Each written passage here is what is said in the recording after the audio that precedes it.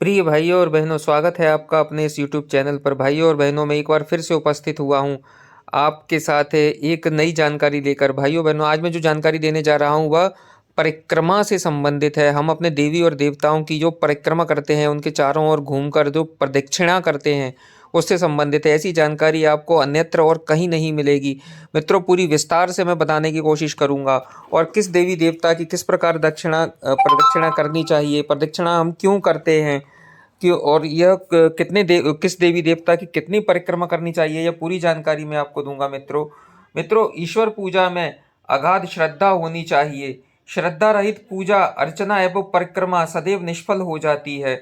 श्रद्धा का ही चमत्कार था जिसके बल पर श्री गणेश जी ने संपूर्ण ब्रह्मांड को शिव स्वरूप और माता को शक्ति रूपा मानकर अपने ही माता पिता की परिक्रमा कर भगवान शिव एवं माता पार्वती से सर्वप्रथम पूजे जाने का आशीर्वाद प्राप्त किया था। प्रदक्षिणा या परिक्रमा करने का मूल भाव स्वयं को शरीर तथा मानसिक रूप से भगवान को के समक्ष पूर्ण रूप से समर्पित कर देना है। हम पूर्ण रूप से भगवान को समर्पित हो जाए। भारतीय संस्कृति में परिक्रमा प्रदक्षिणा का अपना एक विशेष महत्व, एक विशेष स्थान है। मित्रों, परिक्रमा से अभिप्राय है कि स्थान या किसी भी व्यक्ति के चारों ओर उसकी बाईं ओर से घूमना, इसे ही प्रदक्षिणा भी कहते हैं। यहाँ हमारी संस्कृति में अति प्राचीन समय से चला आ रहा है।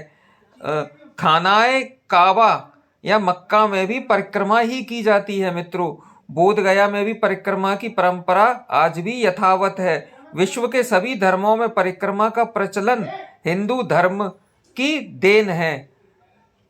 मित्रों, तो अब मैं आपको बताने जा रहा हूं कि प्रगतम दक्षिणमिति प्रदक्षिणम, इसका अर्थ है कि अपने दक्षिण भाग की ओर से गति करना प्रदक्षिणा कहलाता है। प्रदक्षिणा माने परिक्रमा, यह मैं आपको पूर्व में बता चुका हूं। व्यक्ति का दाहिना अंग देवता की ओर होता है, इसे ही परिक्रमा या प्रदक्षिणा कहते हैं। परिक्रमा करने का व्यवहारिक और वैज्ञानिक पक्ष वास्तु और वातावरण में व्याप्त सकारात्मक ऊर्जा से जुड़ना है। वास्तव में ईश्वर की पूजा अर्चना आरती के पश्चात भगवान के उनके आसपास के वातावरण में चारों ओर सकारात्मक ऊर्जा का विकास होता है, नकारात्मक ऊर्जा घटती है। इससे हमारे हृदय में पूर्ण आत्मविश्वास का संचार होता है तथा जीवेशन में वृद्धि होती है।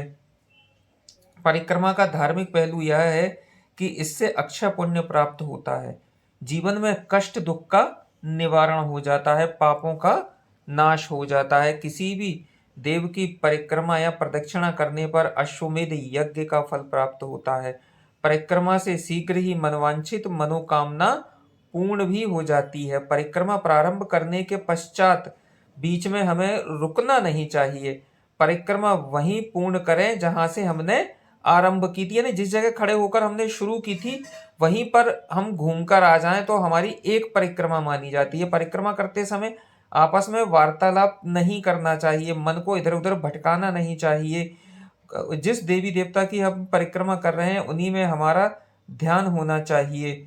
मित्रों, इससे हमें मनोवांछित फल प्राप्त होता है। परिक्रमा पूर्ण हो जाने पर भगवान को हमें दंडवत प्रणाम करना चाहिए या कान पकड़कर उठक बैठक लगानी चाहिए। परिक्रमा करते समय देव पीठ को प्रणाम करना चाहिए, यानी जिस देवी या देवता की हम परिक्रमा कर रहे हैं उनको पीठ की साइड आने पर भी उन्हें प्रणाम करना चाहिए। परिक्रमा का पूरे ब्रह्मांड के लिए भी विशेष महत्व है। पृथ्वी सूर्य के चारों ओर परिक्रमा करती है, इसलिए ऋतुएं आती जाती हैं। ब्रह्मांड के अन्य ग्रह भी अपने अपने पथ अपनी अपनी कक्षा में परिक्रमा कर रहे हैं और पूरी व्यवस्था का एक संतुलन बना रहता है।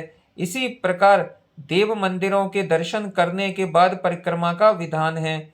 इससे मानव मन एवं हृदय देवत्व से जुड़ा रहता है और जीवन में परमपिता परमेश्वर की कृपा का संचार होने लगता है। परिक्रमा में मन पवित्र हो जाता है, विकार नष्ट हो जाते हैं एवं मित्रों, संपूर्ण ब्रह्मांड का प्रत्येक ग्रह नक्षत्र किसी न किसी तारे की परिक्रमा कर रहा है। यह परिक्रमा ही जीवन का शाश्वत सत्य है। व्यक्ति का संपूर्ण जीवन ही एक चक्र है। इस चक्र को आसानी से समझने के लिए परिक्रमा जैसे प्रतीक को निर्मित किया गया है। भगवान ने ही सारी सृष्टि समाई है।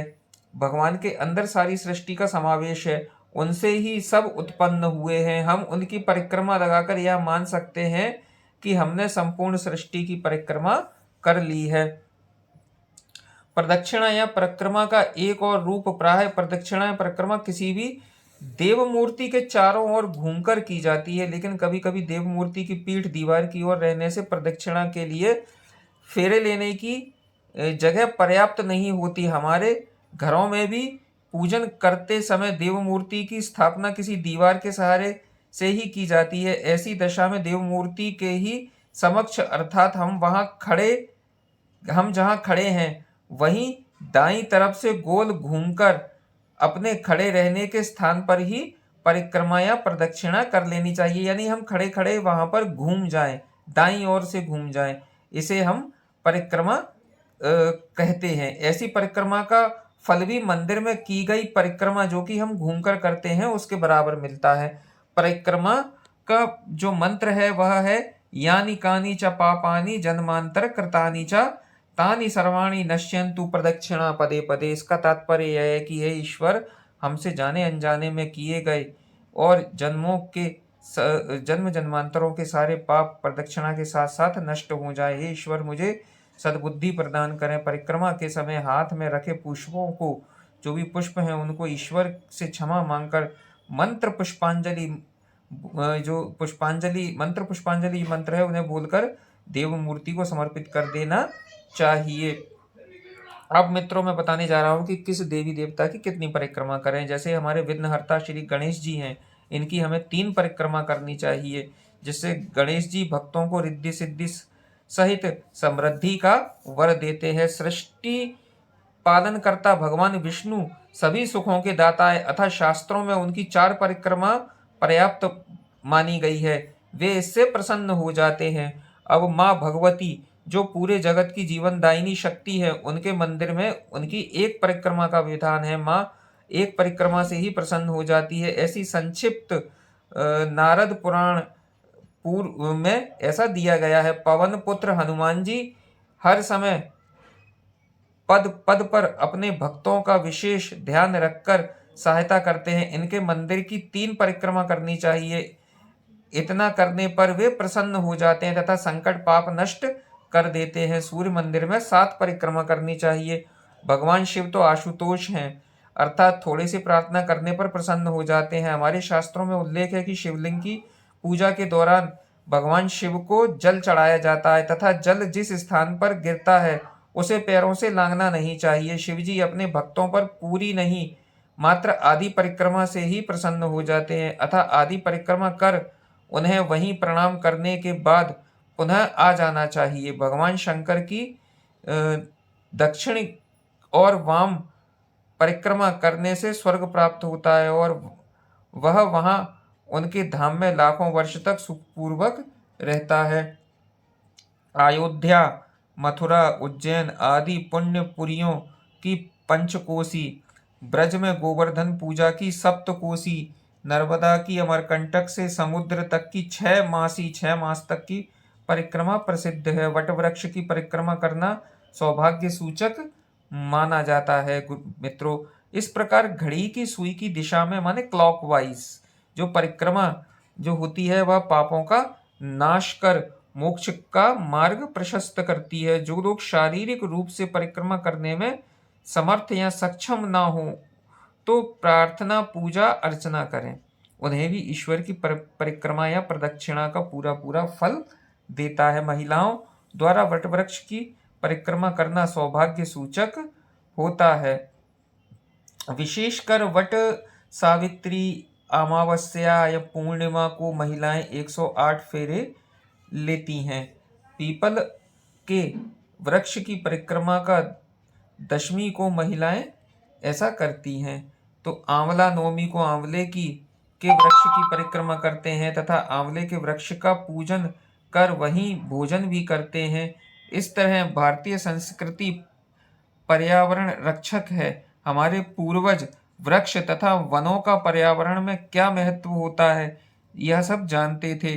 बड़े महापुरुष भी वट वृक्ष एवं पीपल के वृक्ष के नीचे बैठकर ध्यान योग करते थे। शिवजी को वट वृक्ष के नीचे हमेशा ही बैठे देखा गया है। बुद्ध को पीपल के नीचे ही ज्ञान प्राप्त हुआ था। हमें अन्य किसी देवता की प्रदक्षिणा ज्ञात ना हो तो श्रद्धा पूर्वक 1, 3 या 5 प्रदक्षिणा करनी चाहिए। तो मित्रों, मैंने आज जो आपको परिक्रमा के बारे में जानकारी दी, यह आपको कैसी लगी कृपया कमेंट करके ज़रूर बताइएगा। मित्रों, बहुत मुश्किल से जानकारी इकट्ठी कर मैं आप लोगों तक पहुंचा पाता हूं। और मित्रों, यदि आप मेरे चैनल पर नए हैं तो कृपया चैनल को सब्सक्राइब ज़रूर करिएगा। मिलते हैं आपसे ऐसी एक और जानकारी के साथ, तब तक के लिए मुझे आज्ञा दीजिए। जय जय श्री राधे कृष्ण। मित्रों, जय माता दी।